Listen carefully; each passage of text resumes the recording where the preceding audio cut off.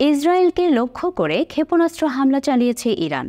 হামলার পর ইসরায়েল জুড়ে সাইরেন বাজতে থাকে এবং দেশটির নাগরিকেরা নিরাপদ আশ্রয়ের সন্ধানে ছোটেন। ইসরায়েলি ভূখণ্ড লক্ষ্য করে ১৮০টির মতো ক্ষেপণাস্ত্র ছোড়া হয়। এই হামলায় তাৎক্ষণিকভাবে হতাহতের কোনো খবর পাওয়া যায়নি, তবে দেশে জরুরি অবস্থা ঘোষণা করে ইসরায়েল সরকার।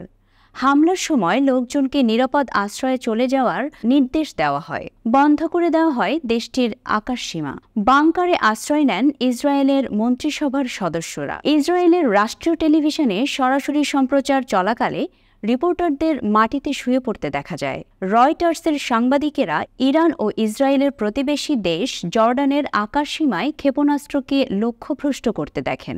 ইসরায়েলের প্রতিরক্ষা বাহিনী বার্তা দিয়ে দেশের নাগরিকদের সতর্ক থাকার আহ্বান জানায়। একই সঙ্গে স্থানীয় সেনা কমান্ডের নির্দেশনা অনুসরণ করতে বলে।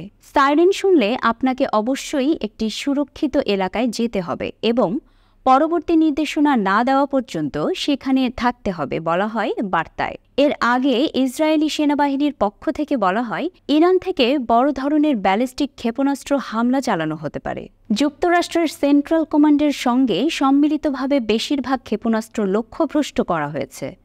কয়েকটি ইসরায়েলের ভূমিতে আঘাত হেনেছে, তবে এতে ক্ষয়ক্ষতির পরিমাণ সম্পর্কে তাৎক্ষণিকভাবে স্পষ্ট হওয়া যায়নি। লেবাননে ইসরায়েলের বোমা হামলায় ইরান সমর্থিত সশস্ত্র গোষ্ঠী হিজবুল্লাহর প্রধান হাসান নাসরুল্লাহ নিহত হওয়ার পর এর বদলা নেওয়ার ঘোষণা দিয়েছিল তেহরান। ইসরায়েলি বাহিনী লেবাননে সীমিত পরিসরে স্থল অভিযান শুরু করার পর তেল আবিব লক্ষ্য করে ক্ষেপণাস্ত্র ছুড়ল ইরান।